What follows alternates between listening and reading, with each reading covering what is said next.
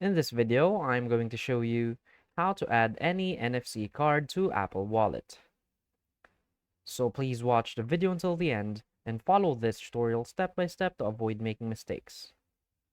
So let's get started.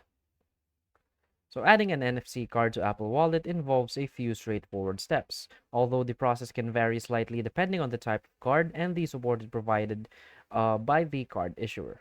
So here's a guide to add any NFC card.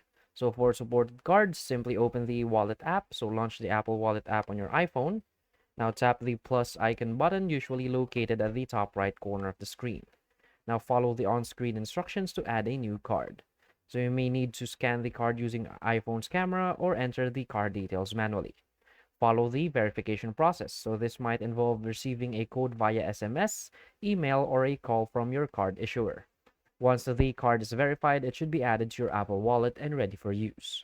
So for unsupported NFC cards, you want to check for official support. So first check if the card issuer or organization provides an official app with Apple Wallet support. So many transit authorities, universities, and companies offer their apps with wallet integration.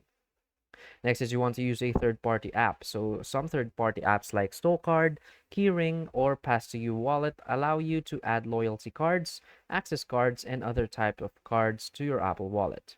So download the app from the App Store.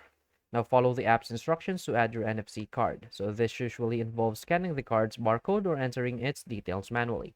So the app will create a password card that can be added to your Apple Wallet.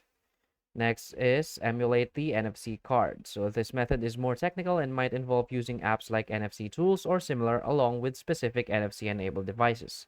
These tools can read the data from your NFC card and attempt to emulate it on your phone.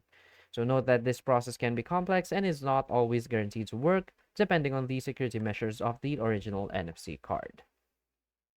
So that's it. So if you find this video helpful, please hit like and subscribe. Thanks.